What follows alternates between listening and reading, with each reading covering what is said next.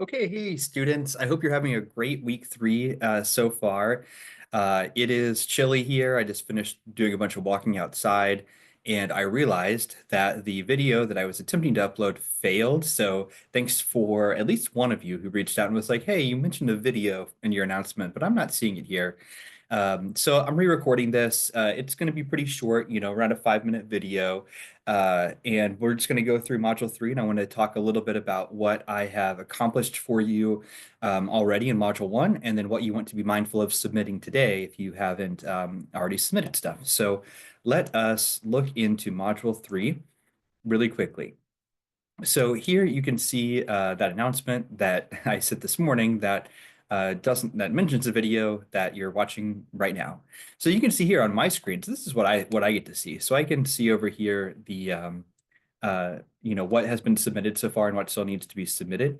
So I can see if only 5 of us so far have submitted work that's due today. So you've got the this comparison and contrast writing between these 3 poets due before you fall asleep tonight. So don't sleep on this, pun intended, and make sure you get that in because it is worth 30 points, 3% of your grade. You want to make sure you get all the points you can, right? Okay. Looking at modules, this week we're going to continue our discussion about poetry in the sense of its evolution. So last week we talked a little bit about the question of is poetry alive, is poetry dead? For some of you, I said I would comment on that in this video, so let me do that quickly here. I believe poetry is very much alive. It's just, not so marketable. And I think I mentioned this actually in a previous video. It's not as marketable as fiction, as nonfiction. So we just don't hear about it as much. And because we live in a heavily capitalist society where money equals power, money literally equals speech, according to the Supreme Court. Because poetry doesn't have a lot of money, it's not talking a lot in our society, and therefore it seems dead, but it's still very much alive as an art form. So there's my quick little soapbox moment. But now we're going to think about how poetry has evolved over time this week. And you're going to watch what I think is an informative video about that. And then we have some notes here.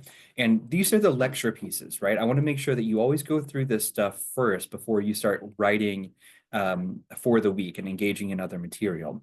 So you can see here that this is an attempt to kind of start at what we think is the beginning and then move all the way through to some contemporary poetry that's being written today from 1945 onward, right? So we're in the contemporary period, but I think and I'm sure this is already happening in literary studies, that we are, likely moving into or we're going to start classifying that period from 1945 forward a little bit more effectively. For example, there's a postmodernist period that's not really mentioned here in this little sheet, but postmodernism has a huge influence on a lot of writing.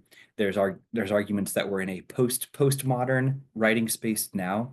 That gets into a lot of literary studies and literary theory work that we're not really focused on in this class. What's most important for you to know are some of these just bigger sweeps in history and that we're in a contemporary period today.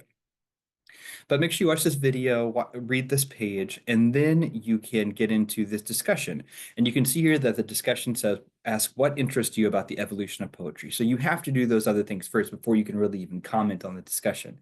And remember that this is that classroom space. This is, hey, we've come to class. I gave you homework to watch that video, to read that page. We're coming to class, and I'm picking you out and saying, hey, Nancy, what did you think about the evolution of poetry? Okay, what interested you most? What era of poetry appeals to you most, has appealed to you beforehand, right? I would be asking you those questions, and then you would be delivering that in the discussion.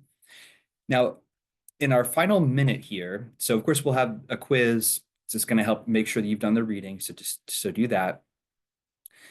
When it comes to this piece, summarize a collection of poetry, this is going to take you, I'm not talking about a whole book, when I'm talking about the Poetry Foundation collections. And maybe you are into eco poetry. Maybe you're interested in disability poetics. Maybe you want to dive into modernism. I just talked about modernism.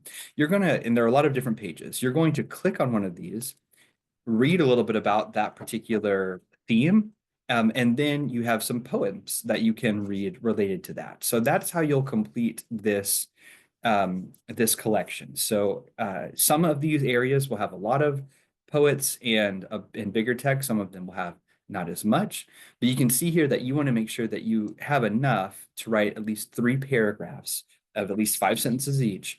You're going to build something that's roughly about a page or 2 pages, double spaced writing um, in completing this. So this is where you have a little bit of agency to pick what interests you and then dive in a little deeper with what you have there. So this is due next Monday. And I hope you really enjoy this. Really explore what interests you most, and I think that's what will allow you to have the most fun. Okay, so that is it for the video this week. I'm going to work on getting this up on YouTube. Hopefully it'll be not too late in the day, and that'll be that. So thanks so much for your work. I really appreciate all you've done. All of Module 1 materials should be graded now, so let me know if you have any questions, and then I'm looking forward to seeing what you do in Module 2 for those of you who still need to submit work before you go to sleep today. Okay, take care, everybody.